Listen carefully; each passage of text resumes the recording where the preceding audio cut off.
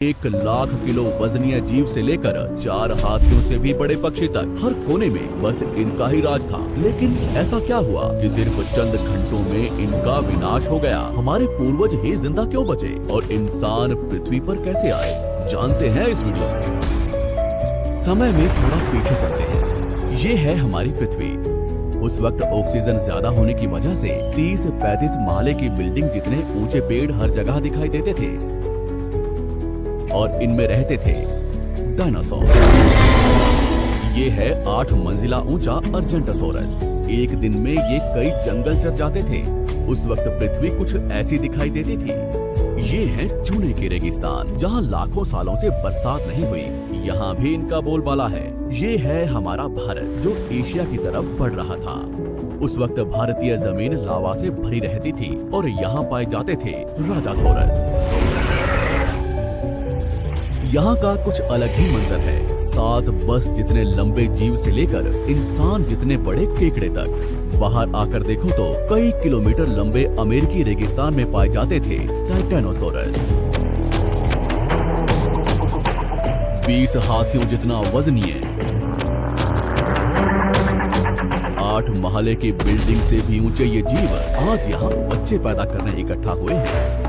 दुनिया के हर कोने में डायनासोर्स की आवाजें गूंज रही थी, लेकिन इन्हें क्या पता था कि आज इनका अंत होने वाला है। दरअसल हमारे सौरमंडल में जुपिटर और मंगल ग्रह के बीच बहुत से उल्कापिंड हैं, जो सूरज का चक्कर लगा रहे हैं। अंत के 10 करोड़ साल पहले इनमें से ही 2 उल्कापिंडों के बीच टकराव हुआ और उसका एक टुकड़ा तेज गति से पृथ्वी की तरफ बढ़ने लगा। पृथ्वी के पास आते ही उसके कुछ टुकड़े चांद पर गिरे, मगर गति तेज होने की वजह से चांद का गुरुत्वाकर्षण उसे खींच नहीं पाया। पृथ्वी के करीब आते ही उसकी गति बढ़ने लगी। वातावरण के खिंचाव ने उसे जलाना शुरू कर दिया और वो 80,000 किलोमीटर प्रति घंटे की रफ्तार से पृथ्वी से टकराया।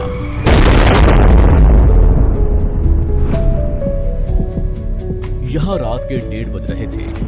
टकराने से 4 मिनट पहले पूरी पृथ्वी पर उजाला हो चुका था। इसकी चमक को देख नजदीकी जानवर अंधे हो चुके थे। गिरने से पहले ही वहां का पानी सूख गया। गिरते ही विस्फोट से निकली ऊर्जा आज के 10 करोड़ परमाणु बम के बराबर थी। इससे निकल रही 6000 डिग्री सेल्सियस की गर्मी ने आसपास के जानवरों को तुरंत भाप बनाकर उड़ा दिया। 150 किलोमीटर के दायरे की जमीन अंतरिक्ष तक पहुंच गई और अब तक सिर्फ 5 सेकंड ही बीते हैं। इस विस्फोट से जन्मी झटके की लहर 550 किलोमीटर प्रति सेकंड की रफ्तार से आगे बढ़ी। इसने पत्थरों को गोली की रफ्तार से उड़ाना शुरू कर दिया। आसपास की नदियां उल्टी बहने लगी। जंगल के पेड़ नीचे गिरने लगे। पहाड़ों ने दम तोड़ना शुरू कर दिया। इसके कुछ ही सेकंड बाद आई भयंकर गर्मी की लहर ने उड़ रहे पत्थरों को पिघलाकर लावा बना दिया। संपर्क में आने वाला हर एक पानी तुरंत भाप बन रहा था। समुद्र के अंदर उबाल शुरू होने लगा। पलक झपकते ही जंगल सूख रहे थे। जानवरों का शरीर उबल रहा था और अभी तक तो सिर्फ शुरुआत ही हुई है। टकराव से हजारों टन मलबा अंतरिक्ष में पहुंचा था, जो गुरुत्वाकर्षण की वजह से पृथ्वी के चारों तरफ फैलकर पृथ्वी पर गिरने लगा। उसमें भी आग लग रही थी और जहां ये गिर रहे थे वहां कई किलोमीटर तक विनाश हो रहा था। टकराव ने पृथ्वी को अंदर से भी हिला दिया था, जिससे कुछ ही सेकंड में पृथ्वी पर भूकंप आना शुरू हो गया।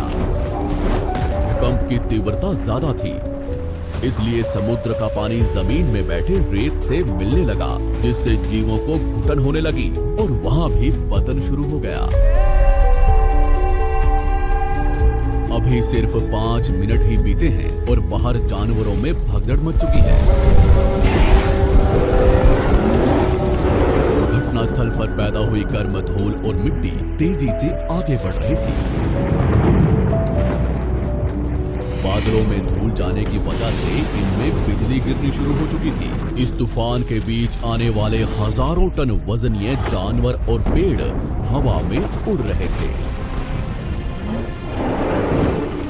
कुछ ही देर में ये तूफान अफ्रीका तक पहुंचा, जिससे वहां के चूने के रेगिस्तान वातावरण में मिलने लगे और बादल जहरीले होने शुरू हो गए। इसके पीछे टकराव ने समुद्र के पानी को बादलों से भी ऊंचा उठा दिया था,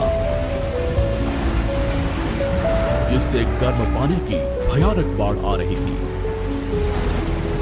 5 घंटे के अंदर पूरी पृथ्वी धूल से ढक गई।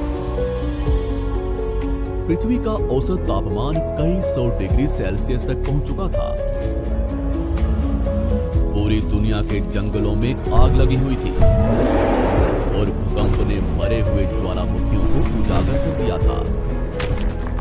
हर सेकंड पृथ्वी गर्म हो रही थी, ऑक्सीजन कम हो रहा था, पृथ्वी पर जमी बर्फ पिघल रही थी और नदियों में बाढ़ आना शुरू हो चुका था। इस महाविनाश के बाद ज्यादातर जमीन में रहने वाले कीड़े मकोड़े और स्तनधारी जीव ही जिंदा बचे थे। पृथ्वी की 70% आबादी विलुप्त हो चुकी थी।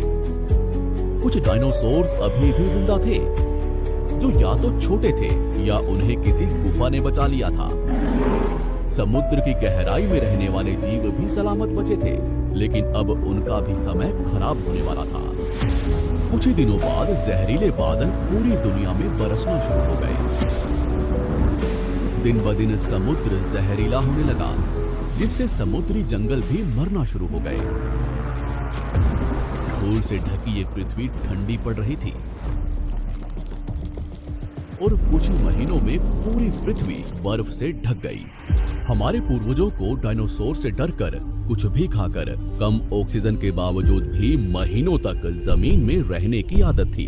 जमीन के अंदर गर्माहट थी और अंदर छोटे जीवों का पूरा साम्राज्य।